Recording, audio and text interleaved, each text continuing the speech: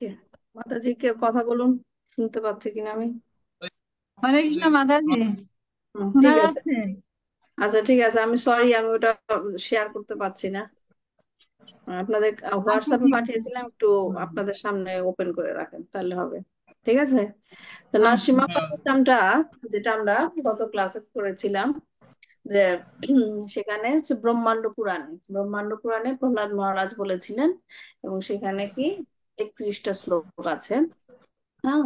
তো 31টা শ্লোককে যদি আমরা ভাগ করি, বিষয়বস্তুটা কি? হ্যাঁ। সেখানে আহ হচ্ছে প্রথমে কবচটির কি মহিমা মহিমা বর্ণনা করা হয়েছিল। তারপর হচ্ছে ভগবানের যে অপরূপ সৌন্দর্য, প্রহ্লাদ মহারাজ ভগবানকে কি রূপে দেখছিলেন। হ্যাঁ, তিনি কিভাবে দেখছিলেন, তার হৃদয়ে তিনি ভগবানকে কি রূপে দেখছিলেন সেটার বর্ণনা করা হয়েছিল। এবং আরেকটা কি জিনিস দেখেছিলাম আমরা, যে বিভিন্ন অঙ্গের সুরক্ষা প্রার্থনা করেছিলেন প্রহ্লাদ মহারাজ, তার শরীরের বিভিন্ন অঙ্গের। এবং সে প্রার্থনাটা কিরকম ছিল? ভগবানের শরীরের বিভিন্ন অঙ্গের ধ্যান করে সে সেই রকম ভাবে নিজের বিভিন্ন অঙ্গের সুরক্ষা প্রার্থনা করেছিল। তো ওখানে আমরা একটু জেনেছিলাম যে এর মানে এই নয় যে নিজেকে ভগবানের সমকক্ষ হিসাবে তিনি উপস্থাপন করেছিলেন, সেইটা নয়। হ্যাঁ। বরঞ্চ কি, ভগবান যে কি সর্বোচ্চ এবং আমি যে সর্বনিম্ন, সেটা মনোভাবটা ব্যক্ত করার জন্য করেছিলেন। তারপর যেটা আমরা আজকে জানবো, যে পরবর্তী ভাগে নরসিংহ কবচমে পাঠ করার ফলে কি কি মানে লাভ করতে পারি আর কি, ফলশ্রুতি যেটা, সেগুলো বর্ণনা করা হয়েছে। এবং সবচেয়ে যেটা গুরুত্বপূর্ণ জিনিস, যেটা এই কবচমের লাস্ট ভার্সটা যেখানে ভগবানের সাথে পারস্পরিক, হ্যাঁ, ভালোবাসার যে আদান প্রদান, রেসিপ্রোকেশন যেটা ইংরেজিতে বলে, সেটা বর্ণনা করা হয়েছে। তো আমি করব কি, প্রথমে আমরা নরসিংহ কবচমটা, কেউ কি পড়তে চান নাকি আমি প্রথম থেকে একটু পড়ে আসবো? আমরা 12 নম্বর শ্লোক থেকে পড়েছিলাম। কেউ করতে চান না আমি করব?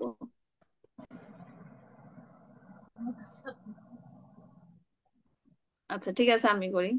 নরসিংহ কবচম ভক্ষে প্রহ্লাদেন দুতাম পুরা, সর্বরক্ষাকরম পুণ্যম সর্বোপদ্রবনাশনম, সর্বসম্পৎকরম চৈব স্বর্গমোক্ষ প্রদায়কাম, দত্ত্বা নৃসিংহম দেবেশাম হেমা সিংহাসনস্থিতাম, বিবিতাশন্তি নয়নাম শারদিন্দু সমপ্রভাম, লক্ষ্মলিঙ্গিতবামঙ্গম বিভূতির্ভিরুপশ্রিতাম, চতুর্ভুজাম কোমলাঙ্গাম স্বর্ণকুণ্ডলশোভিতাম, সরোজশোভিতরশ্কাম রত্নকেयूरमुद्रिताम, তপ্তকাঞ্চন শঙ্কাশাম পীতনির্মলভাষাসাম, ইন্দ্রাদিসুরমৌলিস্থিতা স্ফুরন্মণিকাদীপ্তিভিः, विराजितपददन्दं शङ्खचक्रादिहेतिभिः, गरुत्माता च विनयात् स्तूयमानं मुदान्वितम्, शरत्कमलसम्भाषां पीत्वा तु कवचं पठेत्, नरसिंहशिरा पातु लोकरक्षार्थसम्भवाम्, सर्वागोऽपि स्तम्भभाषा पालं मे रक्षतु धनीं, नृसिंह मे दिशा पातु सोमासुराग्निलोचना, स्मृतां मे पातु हरि मुनिभार्य स्तुतिप्रिया, नाशं मे सिंहनाशस्तु मुखं लक्ष्मीमुखप्रिया,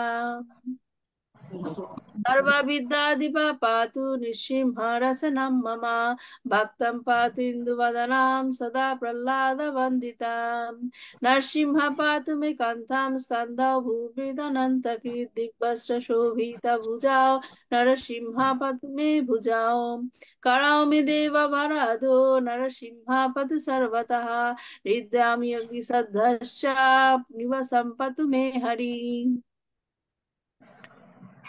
তো আমরা 12 নম্বর শ্লোক পর্যন্ত পড়েছিলাম। আজকে আমরা পড়বো কি 13 নম্বর শ্লোকে। যেটা 12 নম্বর শ্লোকে দেখেছিলাম, যে বলছে যে ভগবান দেবতাদের আশীর্বাদ করেন, যিনি যে যিনি দেবতাদের আশীর্বাদ করেন তিনি আমার হাত রক্ষা করুন। হ্যাঁ, লিঙ্ক গুলা দেখবেন কিভাবে প্রহ্লাদ মহারাজ বলছেন যে আশীর্বাদ করতে গেলে কি হাত উঁচু করতে হয়, রাইট? তো সেই যে ভগবান হাত উঁচু করে আশীর্বাদ প্রদান করত সকল দেবতাদের, তিনি আমার হাত রক্ষা করুন, এবং তিনি আমাকে সব দিক থেকে রক্ষা করুন। আর একটা কি গুরুত্বপূর্ণ জিনিস এই ভার্সে ছিল যে যিনি সিদ্ধ যোগীদের দ্বারা সাধিত মানে পূজিত হন, তিনি যেন আমার হৃদয়কে রক্ষা করেন। যোগীরা কি, যোগী যখন ধ্যান করে ভগবানের, তখন কি ধ্যান কি করে, হৃদয়ে ভগবান যে আছেন সেটাকে ম্যানিফেস্ট করে। হ্যাঁ, যোগীরা যখন ধ্যান করে। হ্যাঁ, তো সেইটার লিংক দিয়ে প্রহ্লাদ মহারাজ বলছেন যে আমার হৃদয়টাও যেন সেই রকম হয় যেখানে আমি ভগবানকে ভগবানের বাসযোগ্য করে তুলতে পারি। আমার হৃদয়টা যেন সেরকম ভগবানের বাসযুক্ত হয়ে যায় এবং ভগবান সেখানে অবস্থান করে। এবং সেটা আমরা কিভাবে করতে পারি, হৃদয়কে কলুষ মুক্ত করতে পারি, যেটা আমরা জেনেছিলাম যে শৃণ্বান্তামসা কথা কৃষ্ণ পুণ্য শ্রবণ কীর্তন হৃদয়ন্তস্থ হি অভদ্রাণী বিধুনতি সুরিস্বাদাম। অভদ্রাণী, অভদ্রাণী মানে কি, হৃদয়ে কি, অভদ্রাণী মানে হৃদয়ের কলুষতা। হ্যাঁ, হৃদয়ান্তস্থ অভদ্রাণী বিধুনতি সুরিস্বাদাম, এবং হৃদয়ের যে কলুষতা সেই কলুষতা গুলো দূর হয়ে যাবে কিভাবে, শৃণ্বান্তামসা কথা কৃষ্ণ। হ্যাঁ, ভগবানের নাম, ভগবানের নাম, ভগবানের লীলা, ভগবানের কথা শ্রবণ করতে হবে, শৃণ্বান্তাম পুণ্য শ্রবণা কীর্তন। এটা এগুলো করার ফলে কি হবে, আমাদের হৃদয়টা কি হবে, কলুষ মুক্ত হবে এবং সেটা ভগবানের বাসযোগ্য হবে। ভাগবতমের প্রথম দিকে বলা হয়েছে যখন নাকি হৃদয় এরকম কলুষ মুক্ত হয়ে যায়, হ্যাঁ, ভগবানের নাম জপ করা হয়, তখন কি ভগবান হৃদয়ে প্রবেশ করে। হ্যাঁ, এবং সে হৃদয়ে প্রবেশ করার পরে কি করা হয়, যে হৃদয়ের দরজাটা বন্ধ করে দেওয়া হয় যাতে ভগবান আর সেখান থেকে কি বের হতে না। হুম, তো ভগবানকে সেই হৃদয়ে, এখানে প্রহ্লাদ মহারাজ ব্যাখ্যা করেছেন যে নরসিংহ কবচম কি করার আগে, পাঠ করার আগে কি করতে হবে, ভগবানকে হৃদয়ে স্থিত করতে হবে, ভগবানকে হৃদয়ে আসনে বসাতে হবে। হ্যাঁ, এগুলো এগুলো আমরা গত ক্লাসে জেনেছিলাম যে সেই হৃদয়টা কি কোমল, হ্যাঁ, পদ্ম ফুলের মতো, পদ্ম ফুলের মতো, যেখানে ভগবান অবস্থান করবে।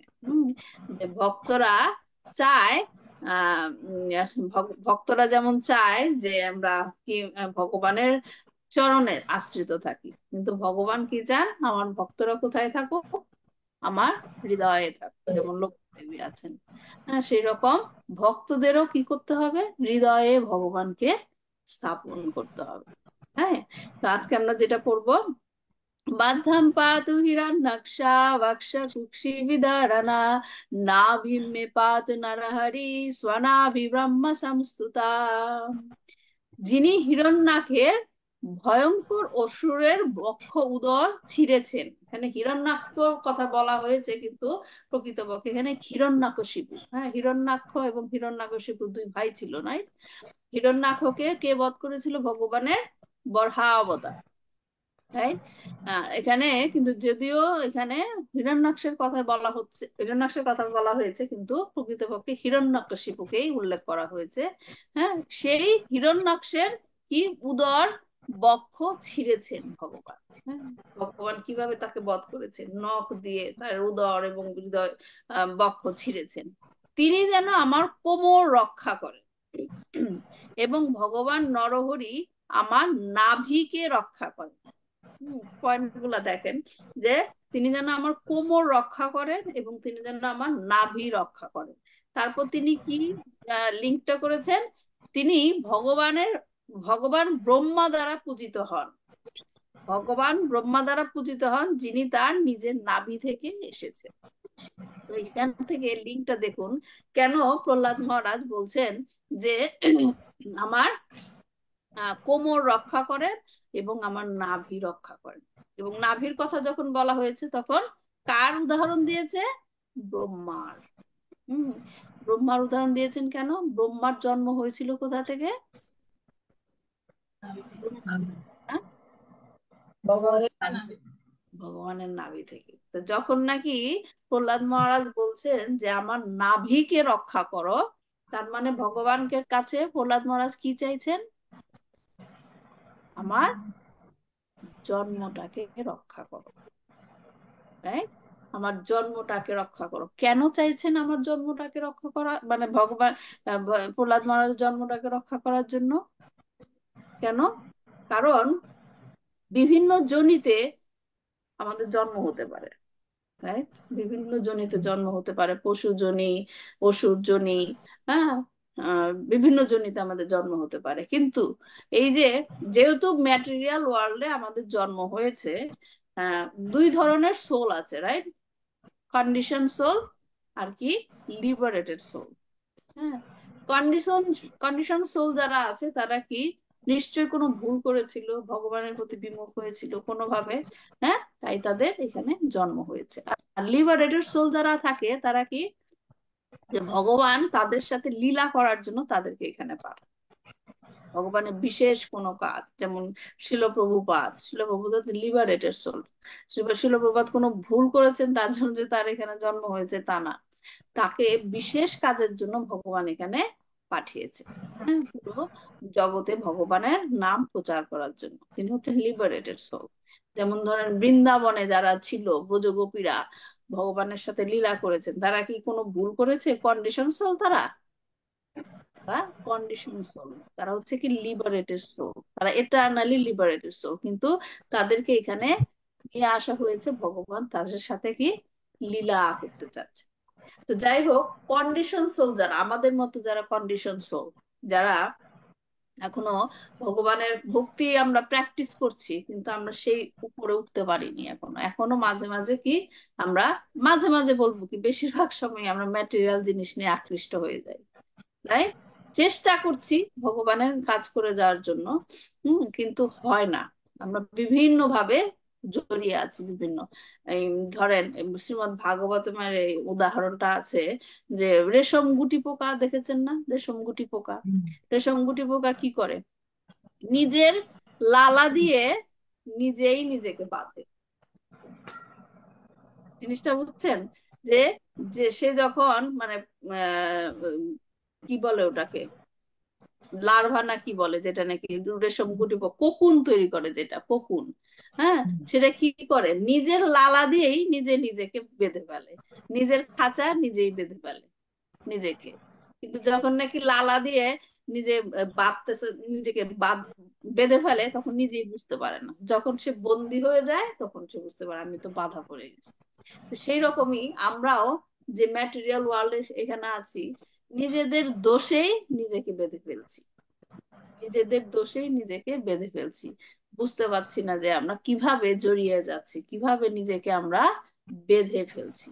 তো যাই হোক, সেই যে কন্ডিশন সোল, হ্যাঁ, এখান থেকে মুক্তি পাওয়ার উপায় নিশ্চয়ই আছে, তাই না?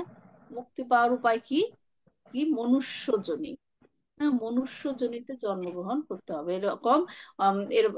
এই কথা আমি এর আগের ক্লাসও বলেছিলাম, যে যত মানে 84 লক্ষ যে যোনি আছে, হ্যাঁ, তার মধ্যে শুধুমাত্র এই মানুষের জন্মটাই আপনাকে ভগবানের কাছে পৌঁছে দিয়ে মানে নিয়ে যেতে পারে।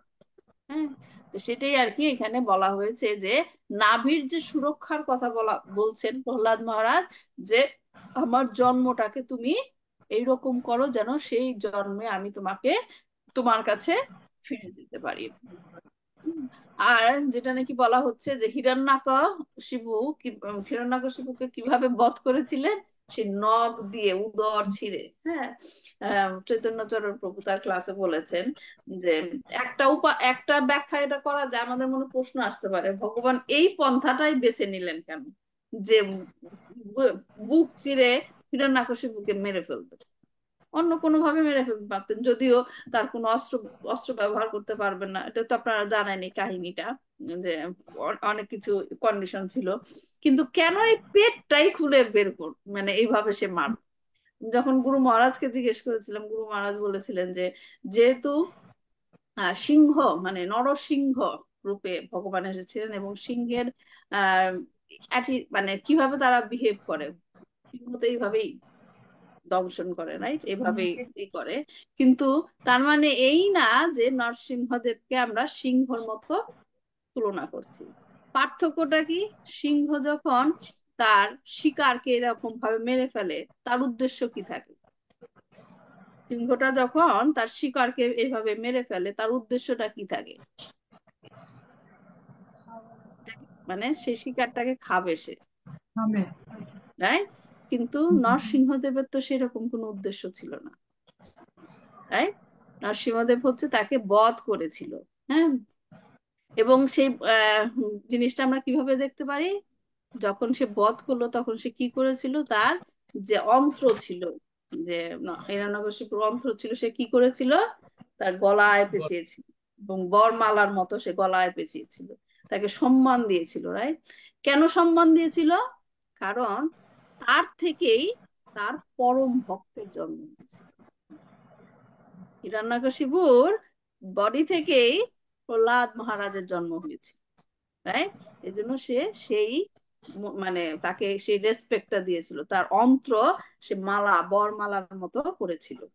হ্যাঁ, এটাই হচ্ছে পার্থক্য, যে সিংহর অবস্থাটা কি আর নরসিংহদেব কিভাবে করেছে। আরেকটা বর্ণনা দিয়েছেন চৈতন্যচরণ প্রভু, যে যেহেতু এই হিরণ্যকশিপুর শরীর থেকে তার অত্যন্ত ভক্ত, হ্যাঁ, প্রহ্লাদ মহারাজের জন্ম হয়েছিল, তাই তিনি পেট চিরে দেখছিলেন যে এখানে আর কোনো প্রহ্লাদ আছে কিনা, এখানে আর আর কোনো প্রহ্লাদ আছে কিনা আমি খুঁজে বের করি। হুম। তো যাই হোক, এটা হচ্ছে ভক্তদের সুন্দরভাবে তারা বর্ণনা করে। তো সেটাই আর কি এখানে বলা হয়েছে যে প্রহ্লাদ মহারাজ বলছেন যে কি, আমার কোমর রক্ষা করো। আমরা পরে এই কথাটা আসবো, কেন বলছেন যে কোমর রক্ষা করো এবং আমার নাভি রক্ষা করো। তারপরের শ্লোকটা হচ্ছে, ব্রহ্মান্ড কোতায় কাত্তাম যশা সৌ পাতু মে কাতিম গুজ্জামে পাতু গুজ্জানাম মন্ত্রানাম গুজ্জারূপদ্রিক। যার নিতম্বের ওপর সমস্ত ব্রহ্মাণ্ড বিশ্রাম নেয়, তিনি যেন আমার নিতম্ব রক্ষা করেন। প্রভু আমার গোপনাঙ্গ রক্ষা করুন। তিনি সমস্ত মন্ত্র এবং সমস্ত রহস্য জানেন, কিন্তু তিনি নিজেই অদৃশ্য। এখানে যে নিতম্ব রক্ষা করার কথা বলা হয়েছে, আরো আসবে পরের শ্লোকটিতে, যে ভার বহন করা, ভার বহন করা। আপনি দেখবেন আপনার বডির নিম্নাংশই কিন্তু আপনার বডির ভার বহন করছে, রাইট? যখন নাকি এটা বলছে যে আমার নিতম্ব রক্ষা করুন, মানে এই যে শরীরের ভার, এই শরীর যে আমি মানব জীবন পেয়েছি, এর যে ভার, এটাকে যেন আমি রক্ষা করতে পারি। যে উদ্দেশ্যে এই মানব জন্ম পাওয়া, সেই উদ্দেশ্যটা যেন আমি ফুলফিল করতে পারি। কুরুমানো ভাবা পাতু জানু নিনারা রূপাদ্রিক জাঙ্গে পাতু ধারা ভারা হার্তা এসব নিকেশরী। হ্যাঁ, তারপর বলছে যে যিনি আদি কিউপিড, যেটা হ্যাঁ কাম, তিনি আমার উরু রক্ষা করুন। উরু মানু ভাবা পাতু জানু নিনারা রূপাদ্রি। হ্যাঁ, যার মানুষের মতো রূপ আছে, তিনি আমার হাঁটু রক্ষা করুন। যিনি পৃথিবীর ভার দূর করেন, যিনি অর্ধ মানুষ এবং অর্ধ সিংহের রূপ ধারণ করে, তিনি আমার পায়ের পেশিগুলো রক্ষা করুন। হ্যাঁ, তো এখানে শরীরের তিনটি অংশের কথা বলা হয়েছে। যে যেটা বলা হয়েছে যে উরু, হাঁটু এবং পায়ের পিছনের যে মাংসপেশি, উরু, হাঁটু এবং পায়ের যে পিছনের মাংসপেশিগুলি, সেগুলোকে তুমি রক্ষা করো। শরীরের ভার বহন করার জন্য এই শরীরের অঙ্গগুলি গুরুত্বপূর্ণ। সুতরাং প্রভু, যিনি এই সমস্ত পৃথিবীর ভার বহন করেছেন, তিনি এই দেহের অঙ্গগুলোকে রক্ষা করুন, যাতে আমি আমার দেহের ভার রক্ষা করতে পারি। হ্যাঁ, তো এইখানে আরেকটা কথা যে বলা হয়েছে, ভগবানের ঝানুর, ঝানুর যে উরুর কথা বর্ণনা করা হয়েছে, এবং সেই সাথে কি কিউপিডের কথা বলা হয়েছে। এইখান থেকে আমরা কোন লীলাটাকে লিঙ্ক করতে পারি? কেন ভগবানের উরুর উরুর সাথে কিউপিডের বর্ণনা দেওয়া হলো? এটা হচ্ছে নরনারায়ণ রূপে যখন তিনি এসেছিলেন, তখন কি হয়েছিল, তার ধ্যান ভঙ্গ করার জন্য ইন্দ্র বহুবার চেষ্টা করেছিলেন, বহুবার চেষ্টা করেছিলেন, রাইট? তখন ভগবান কি করেছিল, তার ধানু থেকে কার জন্ম দিয়েছিল? ধানু থেকে কার জন্ম দিয়েছিল? উর্বশী, উর্বশীর জন্ম দিয়েছিল, রাইট? যিনি নাকি মোহিত করতে পারেন, উর্বশী। তো সেটাই এখানে লিঙ্ক করা হয়েছে যে যিনি জানুনি নারা রূপাদ্রি উরুমানো ভাবা পাতু জানুনি নারা রূপাদ্রি জাঙ্গে ভাতু, জাঙ্গে পাতু ধারা ভাড়া।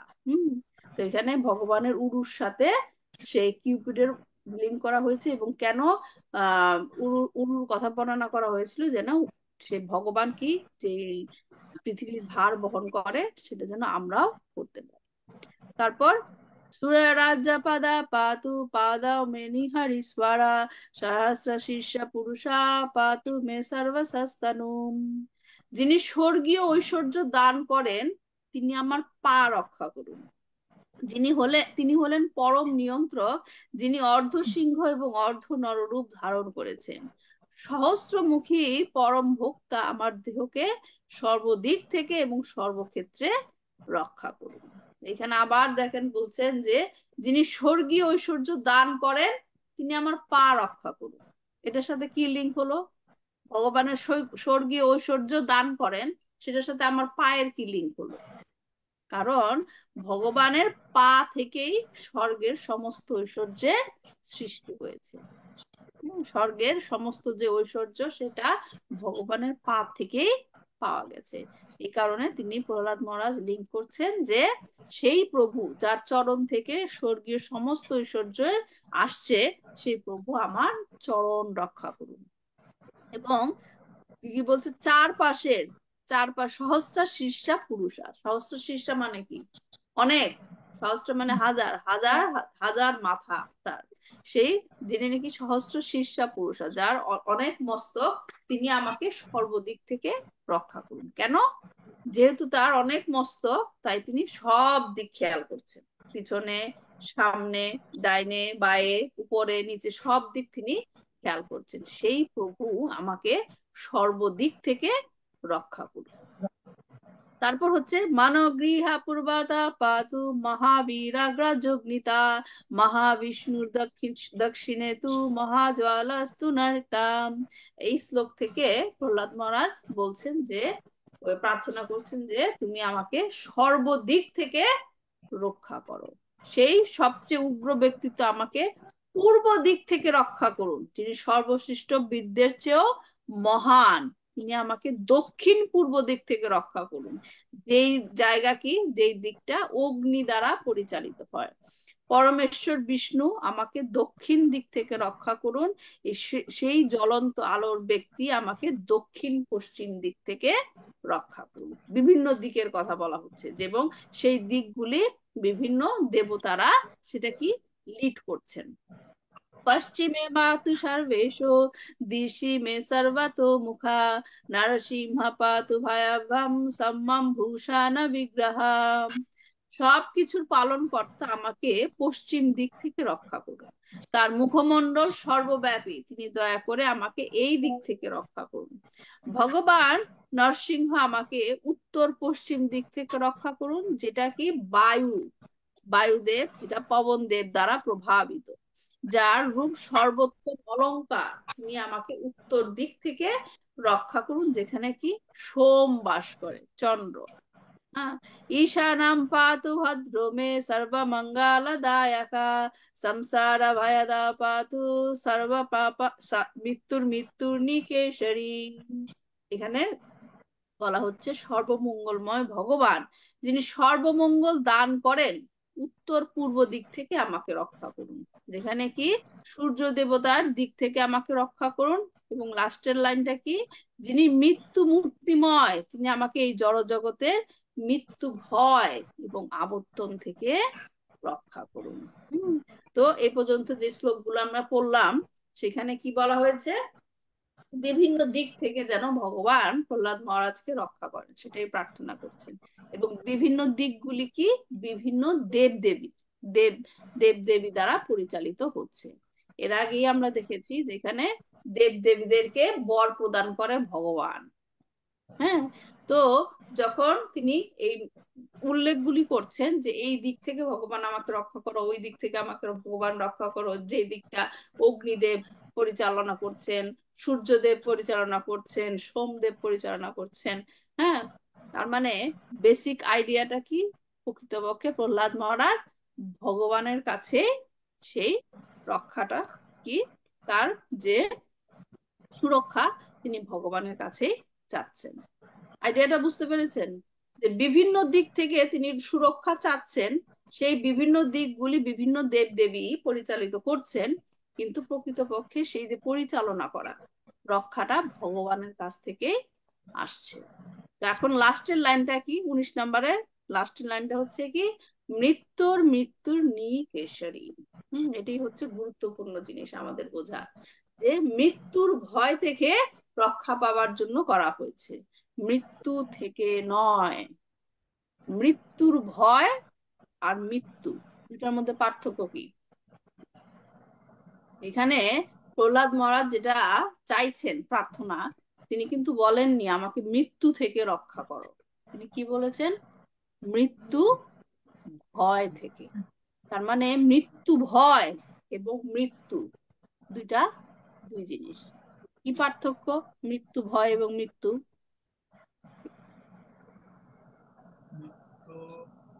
মৃত্যু হওয়ার পরে মানে কথা কোথায় শোনা আমার যাচ্ছে না। হাতে শোনা যাচ্ছে কেমন? হরে কৃষ্ণ। আমি কারো কথা শুনতে পাচ্ছি না। হরে কৃষ্ণ, শোনা হরে যাচ্ছে? কৃষ্ণ। হরে না, কৃষ্ণ। আমার মনে প্রবলেম হচ্ছে আবার। অন্য কেউ একটু চেষ্টা করুন, কারো কথা কি শোনা যায়? হ্যাঁ, আমি শুনতে পাচ্ছি। আচ্ছা, ইটস ওকে, আমি কারো কথাই শুনতে পাচ্ছি না, আজকে আমার প্রবলেম হচ্ছে। যাই হোক, আমি বলে দেই, মৃত্যু, মৃত্যু ভয় দুইটা দুই জিনিস। মৃত্যু থেকে কেউ রক্ষা পেতে পারে না, পারে কেউ মৃত্যু থেকে রক্ষা পেতে পারে না, না, কিন্তু মৃত্যু ভয় থেকে আমাকে রক্ষা করে। তো এখানে বলা হচ্ছে যে নরসিংহ দেবকে বলা হচ্ছে মৃত্যুর মৃত্যু রূপ। হ্যাঁ, মৃত্যু তো আছেই, সেই মৃত্যুরও মৃত্যু রূপ হচ্ছে ভগবান নরসিংহ। হ্যাঁ, মৃত্যু বলতে কি বোঝায়, মৃত্যু মানে হচ্ছে কি ধ্বংস।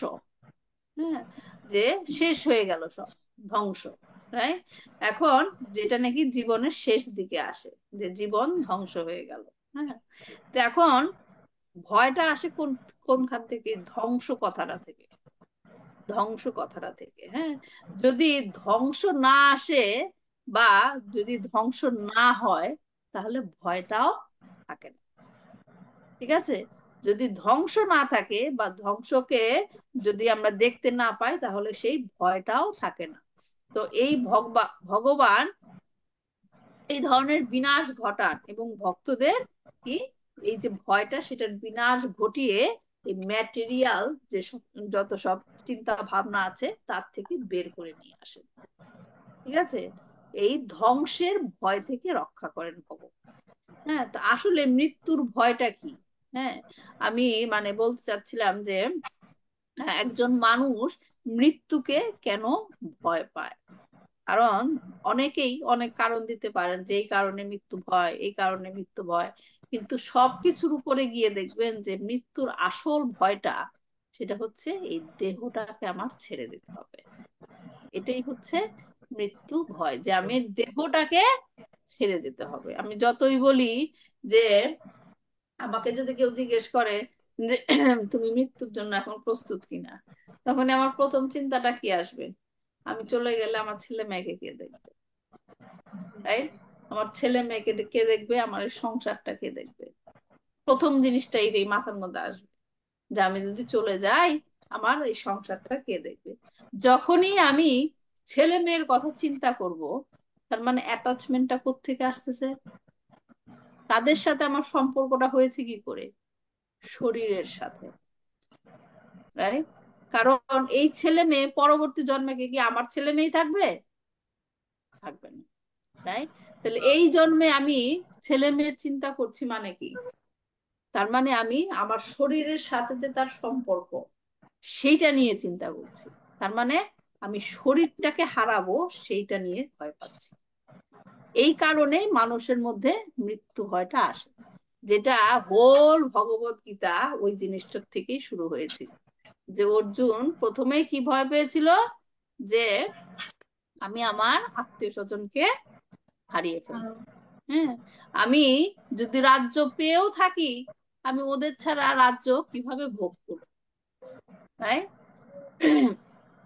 যে আমি কিভাবে আমার পিতামহের উপর বাণ নিক্ষেপ করব, আমি কিভাবে আমার গুরুর উপর বাণ নিক্ষেপ করব।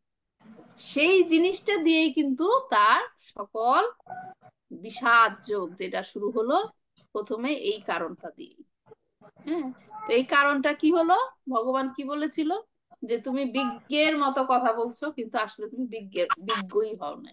কারণ বিজ্ঞ কারা, যারা নাকি এই ম্যাটার এবং সোল এই জিনিসটার পার্থক্য বুঝতে পারে, রাইট? সেগুলা ভগবত গীতার ব্যাখ্যা। তো সেখানে এখানে যে মৃত্যু ভয়ের কথাটা বলা হচ্ছে, সেটাই বলা হচ্ছে যে মৃত্যুর জন্য আমি, মানে আমাকে মৃত্যু থেকে বাঁচাও, সেইটা আমি চাই না। মৃত্যু ভয় যেটা, সেটাই থেকে আমাকে বাঁচাও।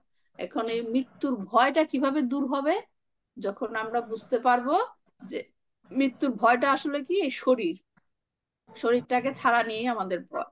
কিন্তু যখন আমরা বুঝতে পারবো যে শরীর নশ্বর, নষ্ট হবেই, একদিন নষ্ট হবেই, এবং আমি আসলে আমার পরিচয় এই দেহ নয়, আমার পরিচয় হচ্ছে কি আত্মা, এবং যাদের নিয়ে আমি শোক করছি তাদের পরিচয়ও এই দেহটা নয়, তাদের দেহটাও কি হবে, নষ্ট হয়ে যাবে, কিন্তু তাদেরও প্রকৃত পরিচয়টা কি, আত্মা।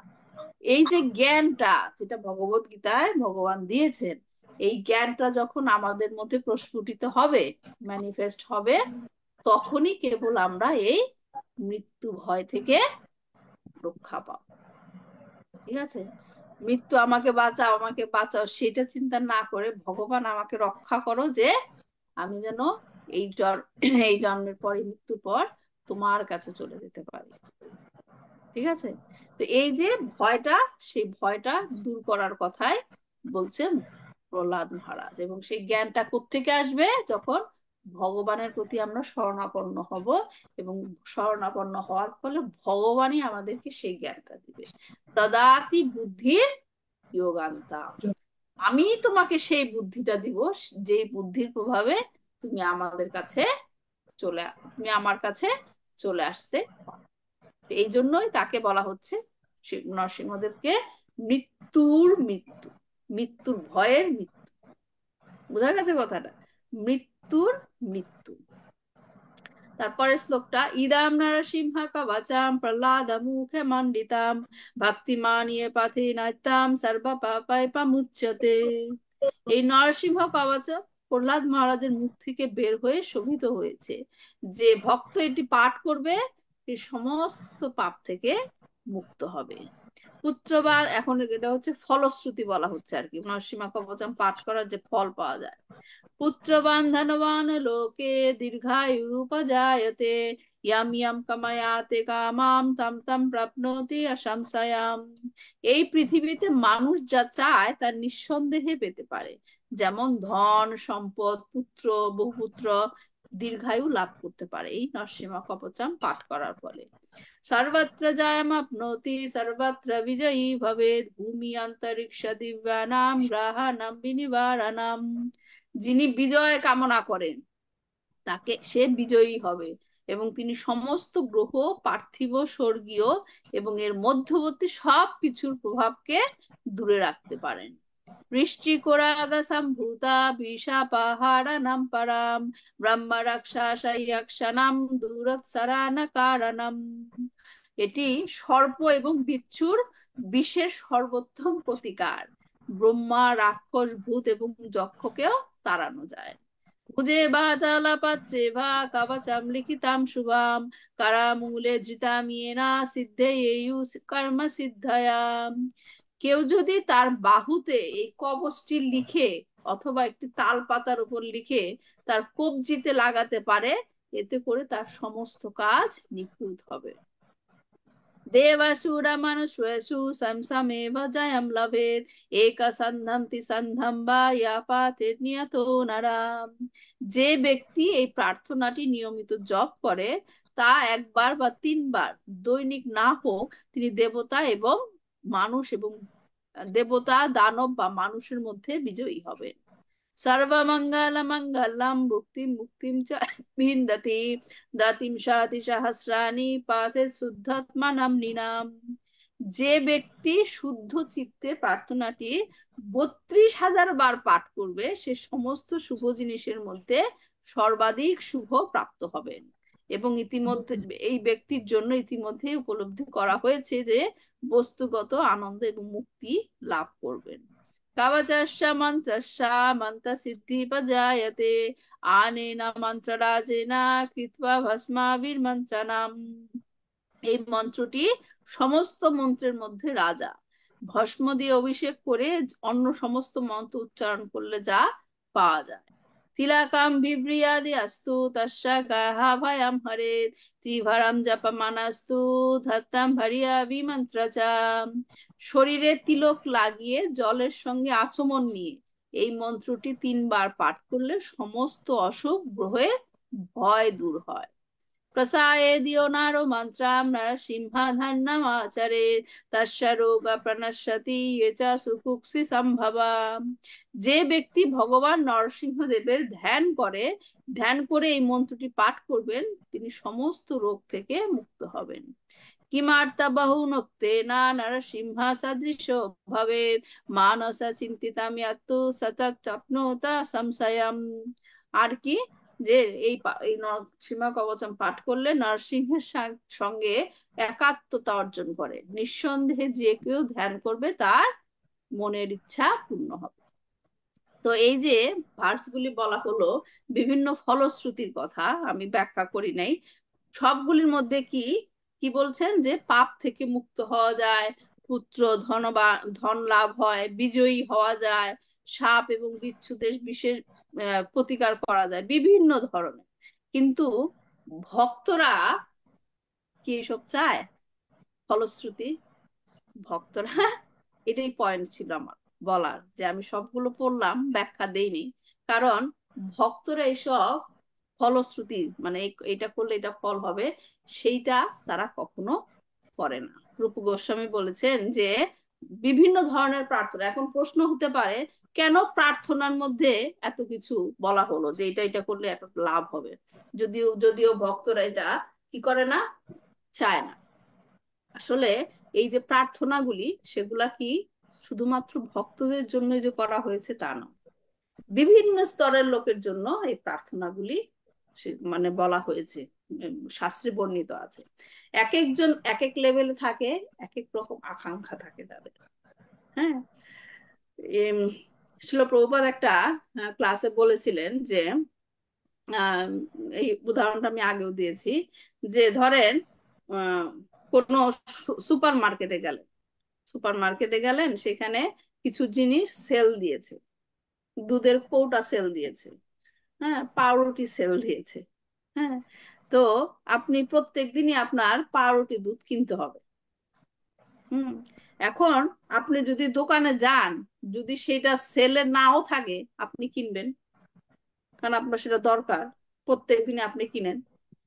যে ব্যক্তি কেনে না, সে দোকানে গিয়ে দেখলো আজকে এটা সেল দিয়েছে, আজকে আমি এটা নিব, রাইট?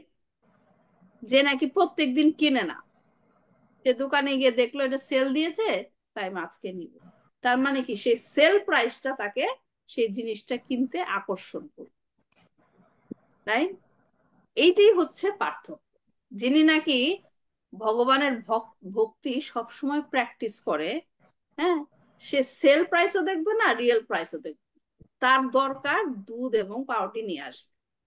কিন্তু যে নাকি প্র্যাকটিস করে না, তাকে আকর্ষণ করার জন্য সে সেল প্রাইসটা দেওয়া হয়েছে।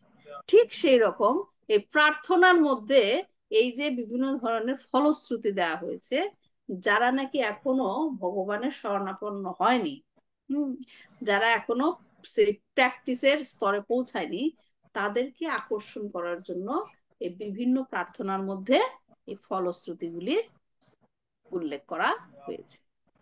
ঠিক আছে, এই কারণে সমস্ত প্রার্থনা, যেমন ধরেন একাদশী করলে, আজকে কালকে রবিবারে অপরা একাদশী আছে না, এই একাদশী করলে এই ফল হয়। হ্যাঁ, পুরুষোত্তম মাসে, পুরুষোত্তম মাসে এই করবেন আপনার এই ফল হবে। হ্যাঁ, ভক্তরা কি সেটা দেখে একাদশী করে যে আমি একাদশী করলে আমার এইটা লাভ হবে? ভক্তদের উদ্দেশ্য কি একাদশী করার? ভগবানকে তুষ্ট করবে, রাইট? একাদশী করলে ভগবান শ্রীকৃষ্ণ খুশি হবেন, তাই আমি করব। ভগবান খুশি হয়ে আমাকে এইটা এইটা দিবে, এটা এটা করলে আমি এটা পাবো, সেই কারণে ভক্তরা একাদশী করেন। সেই কারণে ভক্তরা পুরুষোত্তম মাস ফলো করেন।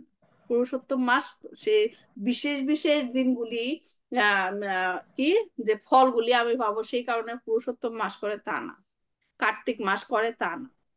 কার্তিক মাস ফলো করে কেন? কারণ এটা ভগবানের প্রিয় মাস। তাদের সমস্ত কিছুর উদ্দেশ্য থাকে কি, ভগবান যেন খুশি হয়, ভগবান যেন সন্তুষ্টি, ভগবানের সন্তুষ্টি বিধানের জন্য সবকিছু করে। নিজের কি পাবো, আমি করলে আমার ফ্যামিলির এটা উপকার হবে, সেই জন্য ভক্তরা কিছু করেন। তো এখানে যেহেতু যেগুলা নাকি বর্ণনা করা হয়েছে যে ফলের কথা, হ্যাঁ, তাহলে বলা হবে যে তাহলে আমরা করব কেন? মহামন্ত্র জপ করলে সবকিছু হয়, ভগবান শ্রীকৃষ্ণকে পূজন করলেই সবকিছু হয়, তাহলে আমাদের এগুলো করার দরকার কি? এইসব মন্ত্রাদি পাঠ করার দরকার কি? কবচম পাঠ করার দরকার কি? হ্যাঁ, কারণ হচ্ছে যে কোনো জিনিসের আমাদের উদ্দেশ্য একটাই, যে যে কাজগুলো করলে ভগবানের স্মরণ করতে পারবো, ভগবানের সাথে নিজেকে যুক্ত করতে পারবো, সে সবকিছুই আমি করবো। ঠিক আছে, সারা সারা মাসে সারা বছরে আমরা সবসময় ভগবানের নাম স্মরণ করার চেষ্টা করি, হ্যাঁ, হরি নাম সংকীর্তন করি, কিন্তু মানে বলে না যে রস, ভগবানের সাথে সম্পর্কটা গঠন করার জন্য একটু রস দেওয়া, হ্যাঁ, একটু রস দিয়ে সেটাকে আরো কি সুস্বাদু করা।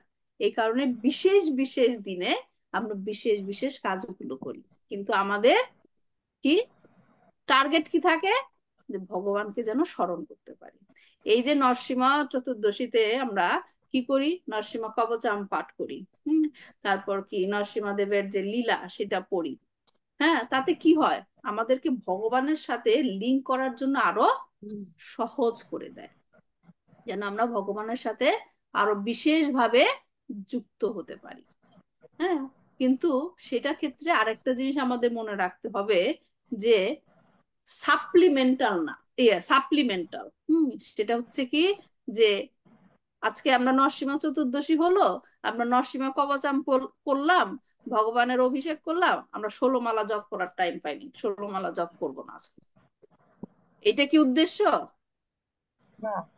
এটা উদ্দেশ্য না, যে আমরা ভগবানের আজকে অভিষেক করেছি, টাইম পাইনি, আজকে 16 মালা বাদ, সেইটা নয়। হ্যাঁ, অন টপ অফ দ্যাট, যেটা আমাদেরকে প্রেসক্রাইব করা হয়েছে, যে ভগবানের সাথে যুক্ত হওয়ার জন্য আমাদের কি কি করতে হবে, অন টপ অফ দ্যাট সেই রসটাকে আরো বাড়ানোর জন্য আমাদের কি করতে হবে, কি করি আমরা, এক্সট্রা যেগুলো আছে সেগুলো আমরা করি। তাই আমাদের উদ্দেশ্যটা হলো যে ভগবানকে স্মরণ করা। হ্যাঁ, চৈতন্যচরণ প্রভু বলেছেন যে মনের কোন যুদ্ধে যদি আপনাকে ফেলে দেওয়া হয়, যে আপনার যুদ্ধ করে জিতে যেতে হবে, তখন কি করবেন? আপনি কি অস্ত্র বাছাই করবেন, যে না আমি তলোয়ার নিব, আমি তীর ধনুক নিব না? আপনি কি এটা করবেন? আপনি যে অস্ত্রই পাবেন, আপনাকে শুধু বাঁচানোর চেষ্টা করে আপনি যুদ্ধে জয় হবেন, যে অস্ত্রই সেখানে থাকুক, যে কোনো অস্ত্রই থাকুক, সেই অস্ত্র ব্যবহার করে আমি কি সেই যুদ্ধে জয় হওয়ার চেষ্টা করব। তো ঠিক সেই রকমই আমাদেরও জীবন যুদ্ধ, যেখানে আমরা এত অশান্তির মধ্যে আছি, হ্যাঁ, তারপর কি দুঃখের মধ্যে আছি, সেই জীবন যুদ্ধ থেকে জয়ী হয়ে ভগবানের কাছে পৌঁছে যাওয়ার জন্য, ভগবানের সাথে যুক্ত হওয়ার জন্য যে কোনো অস্ত্র থাকুক আমি সেটাই ব্যবহার করি। এই কারণেই যে এটা যে কেন করি, অনেকে এরকম প্রশ্ন করে যে আপনারাই বলেন শুধুমাত্র কৃষ্ণ কৃষ্ণ পূজন করলেই সব হয়, কৃষ্ণকে ভক্তি করলেই সব হয়, তাহলে এত কিছু করার দরকার কি? উদ্দেশ্য হলো এইটাই, যে আমরা সেটাকে রস আরো বাড়ানোর জন্য, এক্সেলারেট করার জন্য, ভগবানের সাথে যুক্ত হওয়ার জন্য যে এক্সিলারেশন, সেটা করার জন্য এগুলা করা হয়। তো আমরা লাস্টের আর একটা শ্লোক আছে, সেটা করে আমাদের ক্লাসটা শেষ করব। গর্জন্তম গর্জয়ন্তম নিজ ভুজা পাতলম স্ফোটয়ন্তম হতান্তম রূপায়ন্তম তাপয়ন্তম দিবি ভুবি দিজিতম শেপয়ন্তম শিপন্তম ক্রন্দন্তম রোষয়ন্তম দিশি দিশি সততম সংহরন্তম ভরন্তম ভিক্ষান্তম পূর্ণয়ন্তম কারানিকর সতরে দিব্য সিংহম নমামি। এই শ্লোকটা ইম্পর্টেন্ট। কেন?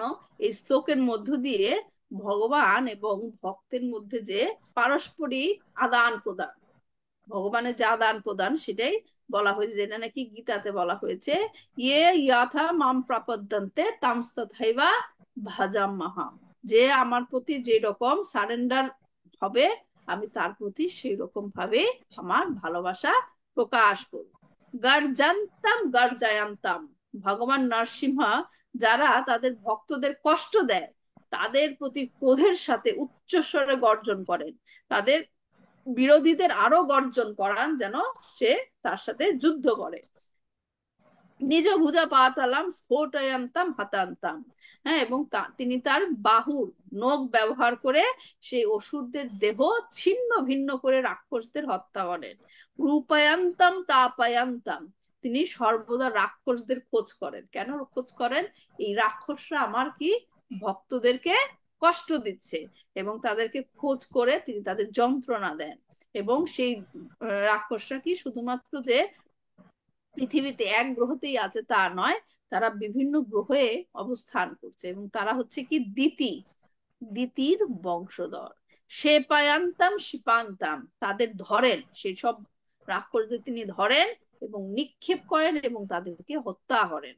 ক্রান্দান্তাম রোষায়ান্তাম, তিনি গর্জন করেন, নরসিংহদেব তিনি গর্জন করেন, বজ্রপাত করেন, ক্রোধান্বিত হন, এই ভেবে যে আমার প্রিয় প্রহ্লাদ আর হিরণ্যকশিপু, তুমি তাকে অত্যাচার করছো, তাকে হত্যা করছো।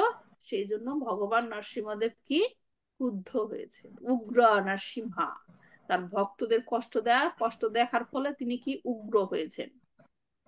দিশি দিশি সাতাতাম, তিনি ধরে ধরে চারিদিকে সেই রাক্ষসদের ধরে তিনি কি করেন, তাদেরকে বধ করেন। হ্যাঁ, তারপর আমরা দেখি যে